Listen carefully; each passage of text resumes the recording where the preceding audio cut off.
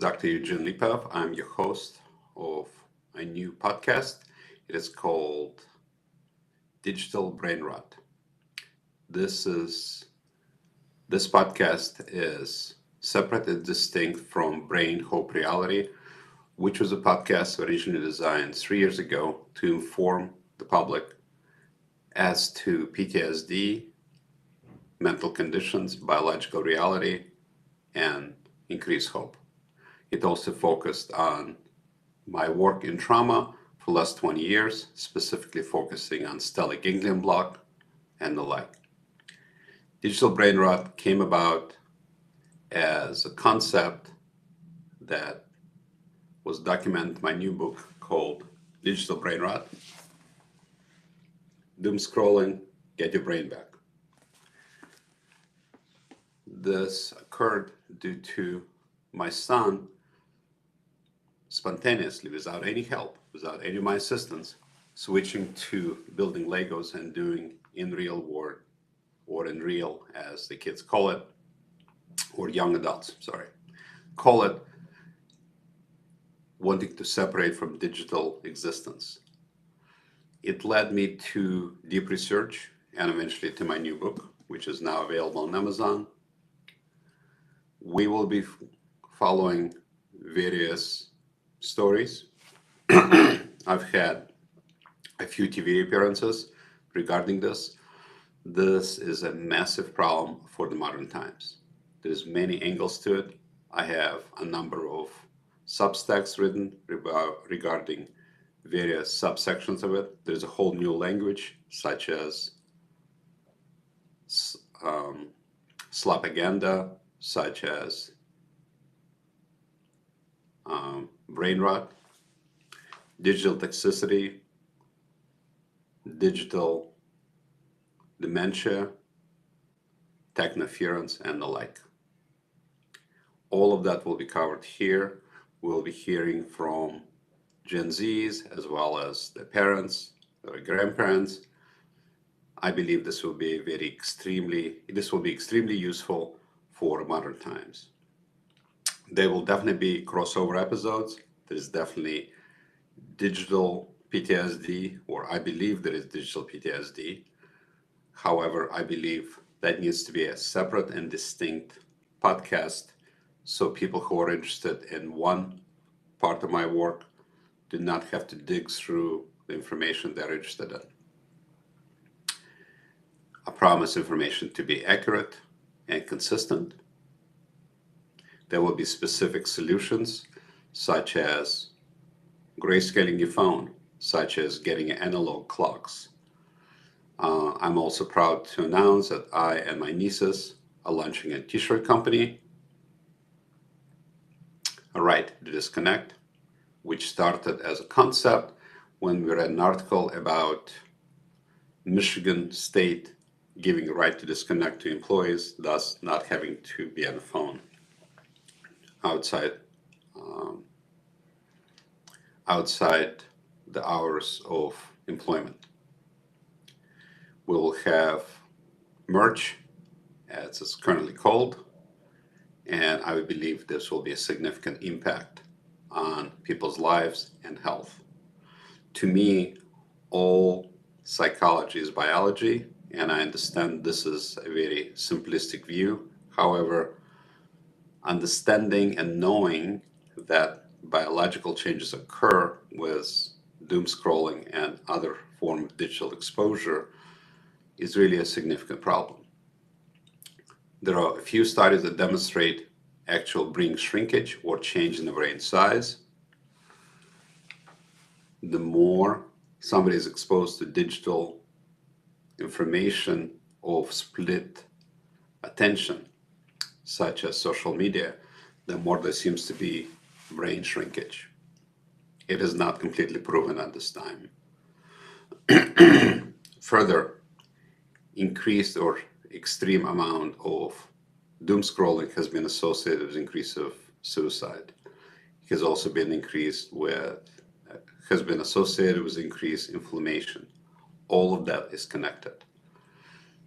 This channel will be a useful guide, I hope, for those people who are interested in how to navigate our highly toxic digital environment.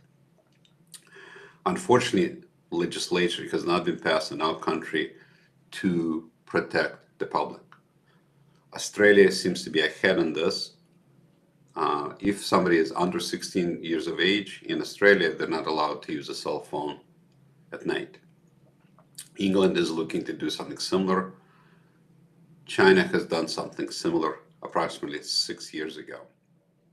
Thus, it's becoming a significant issue. And I believe United States will follow. We are late to the game. However, some of the positive things that seems to be occurring is successful lawsuits against Meta and YouTube, which will force big companies to reduce algorithmic implication. TikTok is likely to be involved in a significant amount of lawsuits soon because of the severe addiction capability. TikTok, of all of the social media, is by far the most toxic as far as addiction. This happens due to multiple factors. One of them, there is number of changes rapidly.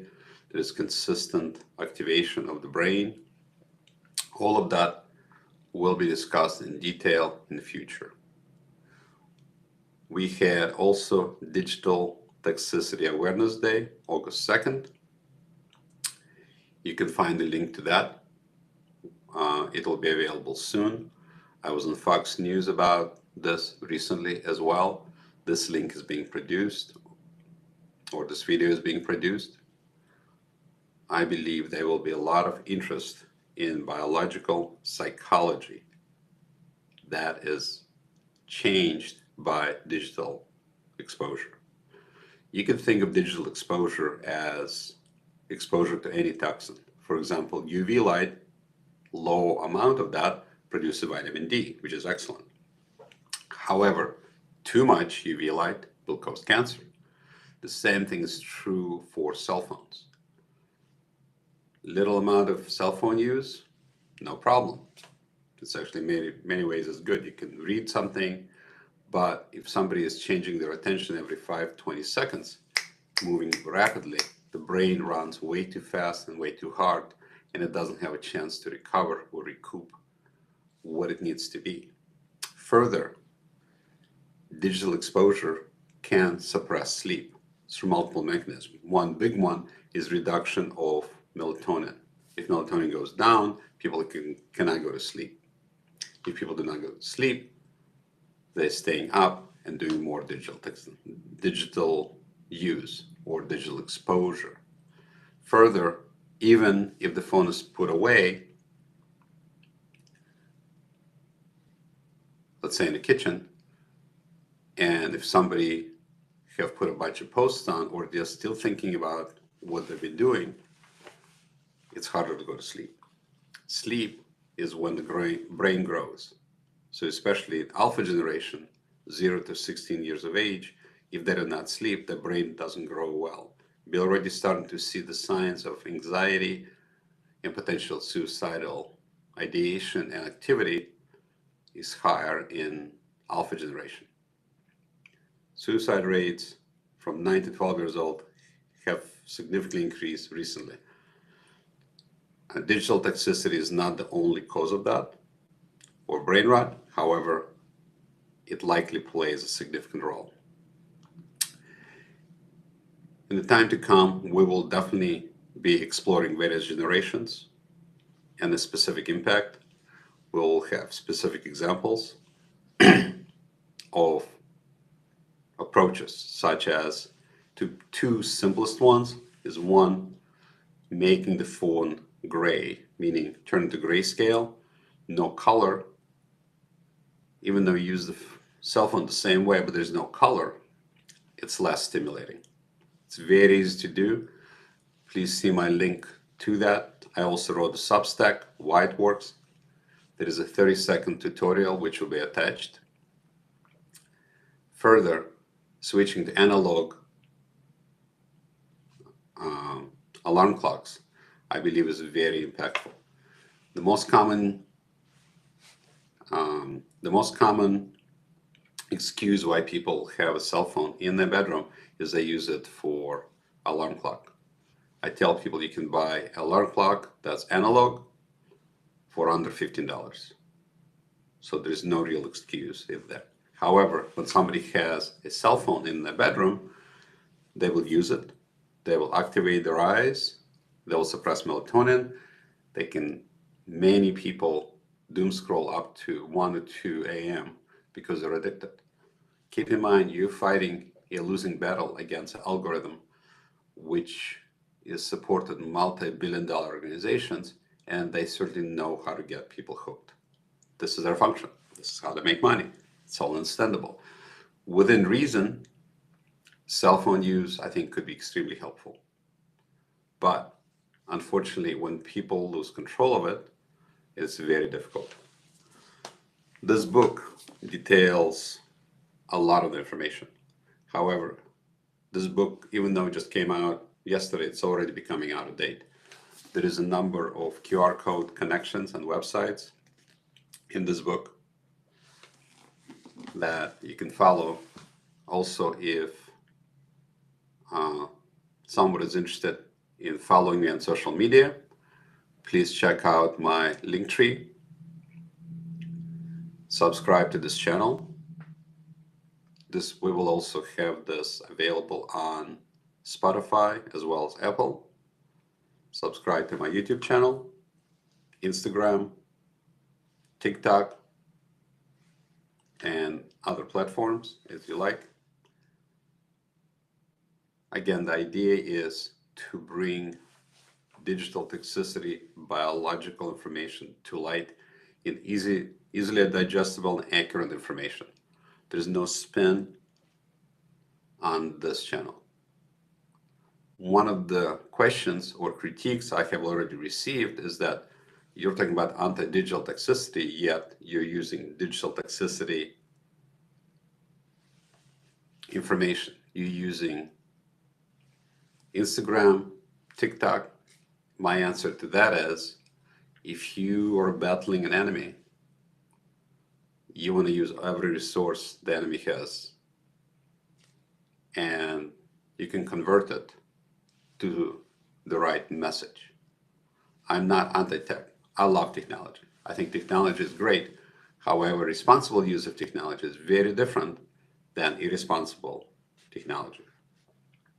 I have had the honor of taking care of a lot of people, from special forces to 8-year-old kids who have had various post-traumatic stress disorder, PTSD conditions using procedure I have pioneered called stellate ganglion block. Much more detail is available on my other podcasts, such as Brain, Hope, Reality. However, what I'm trying to do is have people not everybody needs this approach that I have pioneered, for sure.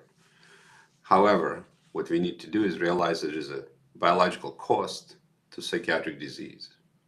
If somebody has PTSD or depression, the chance of dying is higher due to inflammation of the brain and so on. I've written medical papers on this. For specific information, more detailed information, please subscribe to my Substack. I believe there is some very interesting information, such as military preparedness and cell phones, such as we're losing our ability to talk by using texting, as well as attention economy, which is another area.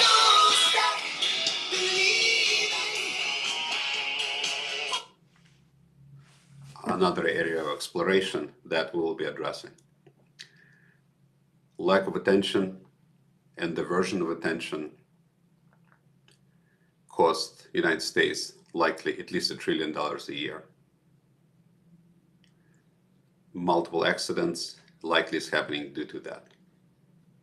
We'll be exploring all of that in the coming days and months. Please sign in. Please share it with others. The life you save may be yours or somebody else's. Thank you for your attention.